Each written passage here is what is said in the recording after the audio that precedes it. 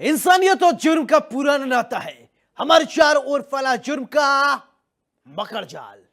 ऐसे में कौन कहां हो जाए शातिर का शिकार और किसके लिए जारी हो जाए मौत का फरमान। इतना नहीं, मिटा दिए जाते हैं जुर्म के सारे सबूत। जुर्म दर जुर्म, कत्ल दर कत्ल जारी है अपराध की दुनिया का काला कारोबार। लेकिन हम आपको सच दिखाएंगे, क्योंकि गुनाह कहीं भी कभी भी किसी के हाथ हो सकता है। नमस्कार, मैं हूं सौरभ त्रिपाठी और आप देख रहे हैं गुनाह।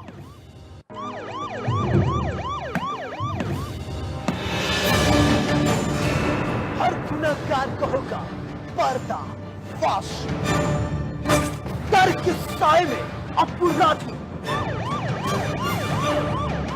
गोलियों की तड़तड़ाहट, डर और दहशत।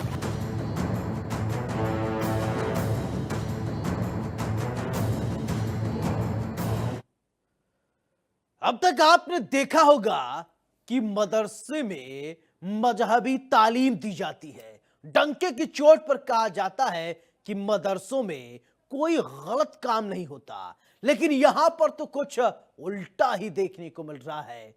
यहां पर मदरसे में मजहबी तालीम की जगह जादू, टोने, टोटके, तंत्र, मंत्र सिखाए जा रहे हैं, जिसके बारे में किसी को भी कानो कान खबर नहीं थी। लेकिन जैसे ही पुलिस को सुराग मिले तो फौरन पुलिस ने बिना देर किए पुलिस मौके पर पहुंची और जांच पड़ताल शुरू कर दी। फिर जो हुआ, जो देखा, तो पुलिस के होश फाकते हो गए।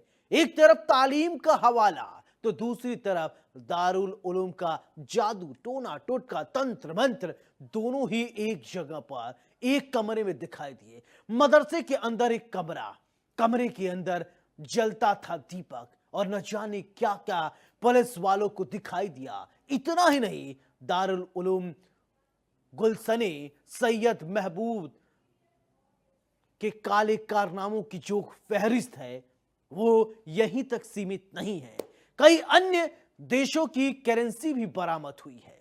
वहीं कहा यह भी जा रहा है कि हो सकता है कि प्रशासन की तरफ से इस मदरसे पर बुलडोजर की कार्रवाई भी की जा सकती है। लेकिन सबसे बड़ा सवाल कि इस्लाम के इन ठेकेदार को कब इस तरीके से मदरसे की आड़ में गोरख धंधा चलाने का सर्टिफिकेट कब तक दिया जाएगा? कब तक ऐसे लोग अपनी काली करतूत को यूं ही अंजाम देते रहेंगे? गुनाह की ये काली कहानी, तंत्र मंत्र यंत्र जादू टोना, देखिए और समझिए।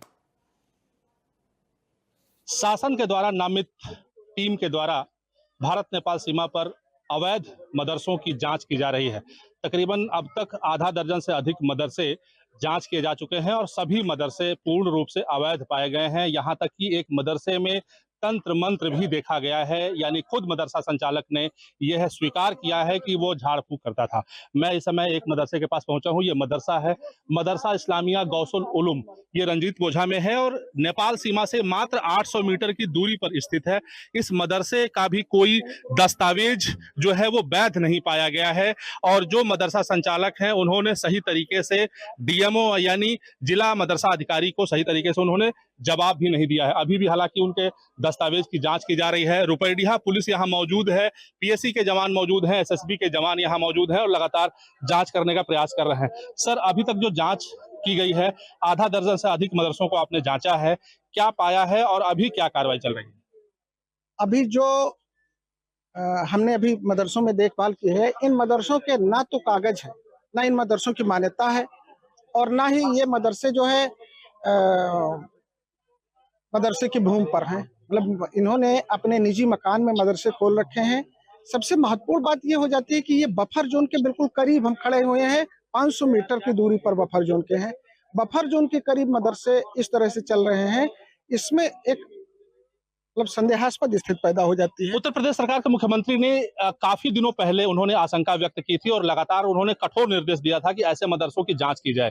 अब ये जांच की जा रही है। अब ये जांच कब तक चलेगी और कितनी बड़ी कार्रवाई होगी?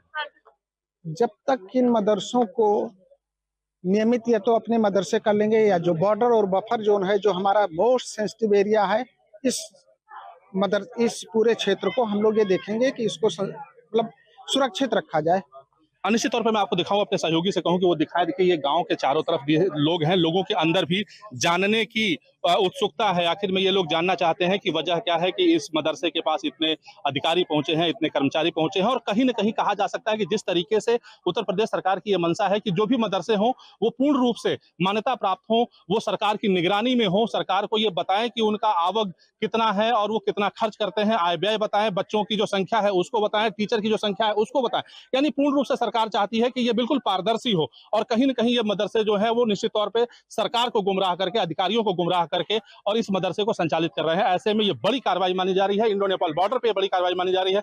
देखना ये होगा कि अभी और कितने मदरसे ऐसे जांच में पाए जाते हैं जिनके ऊपर कार्रवाई होगी। नेपाल सीमा पर स्थित हम एक मदरसे में पहुंचे हैं और उस मदरसे की स्थिति देख करके निश्चित तौर पे आप अंदाजा लगा सकते हैं कि मामला कितना संदिग्ध है। मैं अपने सहयोगी से कहूं कि वो दिखाएं। अभी जब हम मदरसे में पहुंचे तो जिस मदरसे में कापी, किताब और तमाम चीजें होनी चाहिए, वहां पर ये देखिए, यहाँ पर दुआ, ताबीज और यहाँ पर तंत्र मंत्र की क्रिया भी यहाँ की जा रही है। यानी कि इससे आप अंदाजा लगा सकते हैं कि ये मदरसा कितना संदिग्ध होगा। नेपाल से सटा हुआ ये मदरसा है और इस मदरसे में जिस तरीके से दुआ ताबीज की जा रही है, जिस तरीके से यहाँ पर, ये बताइए कि आप मदरसा संचालक हैं, ये दिया क्यों जलाए हुए हैं?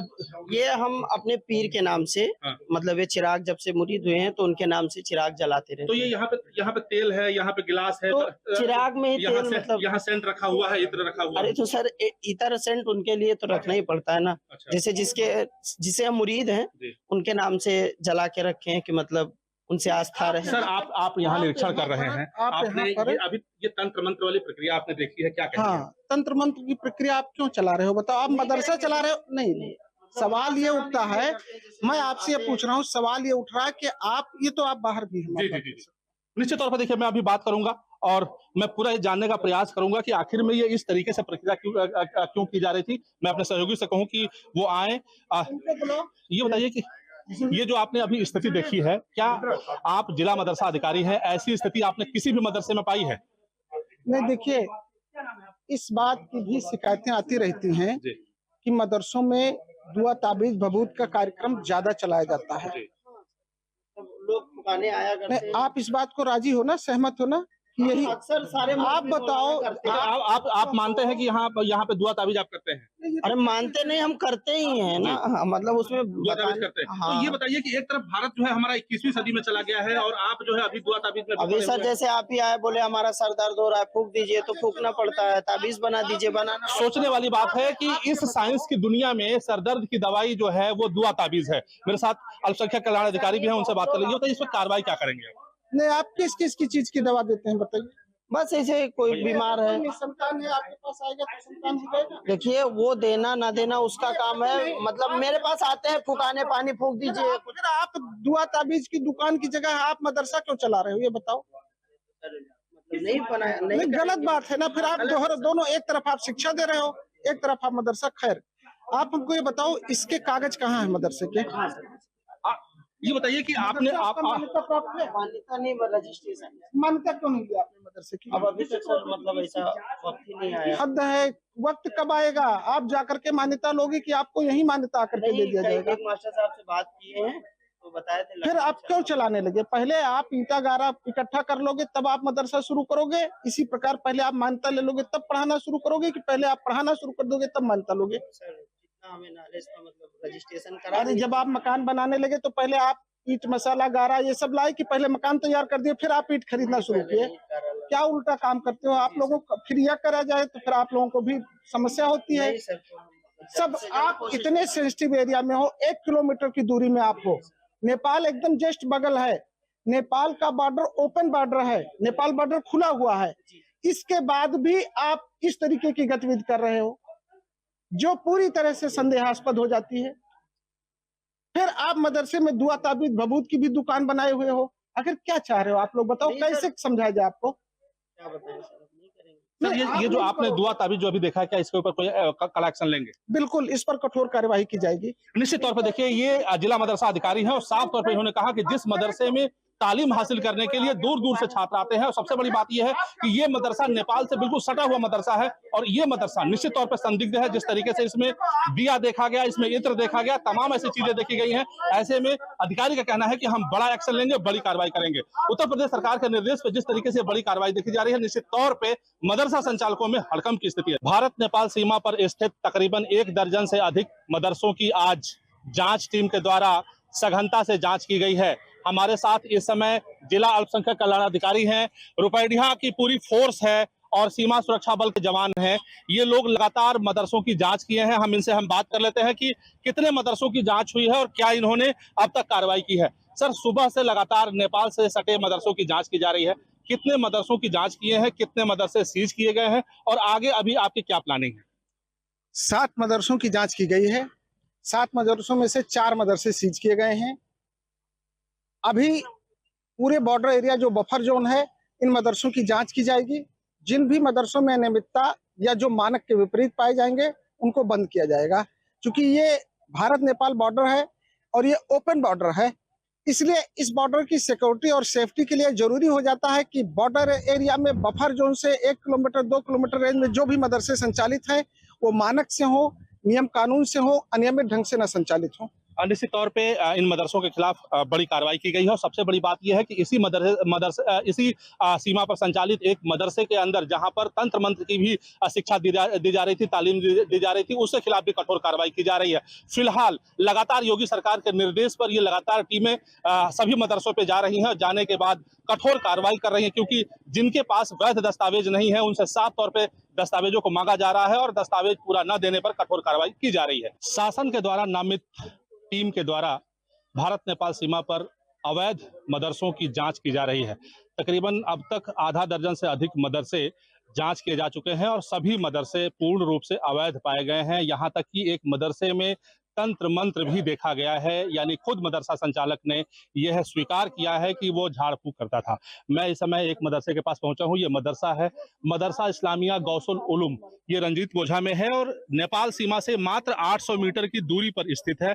इस मदरसे का भी कोई दस्तावेज जो है वो वैध नहीं पाया गया है और जो मदरसा संचालक हैं उन्होंने सही तरीके से डीएमओ यानी जिला मदरसा अधिकारी को सही तरीके से उन्होंने जवाब भी नहीं दिया है। अभी भी हालांकि उनके दस्तावेज की जांच की जा रही है। रुपैडिया पुलिस यहाँ मौजूद है, पीएससी के जवान मौजूद हैं, एसएसबी के जवान यहाँ मौजूद हैं और लगातार जांच करने का प्रयास कर रहे हैं। सर, अभी तक जो जांच की गई है, आधा दर्जन से अधिक मदरसों को आपने जांचा है, क्या पाया है और अभी क्या कार्रवाई चल रही है?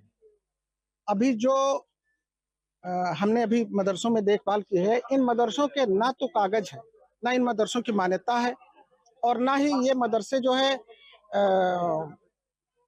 मदरसे की भूमि पर हैं। मतलब इन्होंने अपने निजी मकान में मदरसे खोल रखे हैं। सबसे महत्वपूर्ण बात ये हो जाती है कि ये बफर जोन के बिल्कुल करीब हम खड़े हुए हैं, 500 मीटर की दूरी पर बफर जोन के हैं। बफर जोन के करीब मदरसे इस तरह से चल रहे हैं, इसमें एक मतलब संदेहास्पद स्थिति पैदा हो जाती है। उत्तर प्रदेश सरकार के मुख्यमंत्री ने काफी दिनों पहले उन्होंने आशंका व्यक्त की थी और लगातार उन्होंने कठोर निर्देश दिया था कि ऐसे मदरसों की जांच की जाए।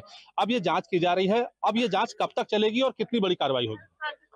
जब तक इन मदरसों को नियमित या तो अपने मदरसे कर लेंगे या जो बॉर्डर और बफर जोन है, जो हमारा मोस्ट सेंसिटिव एरिया है, इस पूरे क्षेत्र को हम लोग ये देखेंगे कि इसको मतलब सुरक्षित रखा जाए।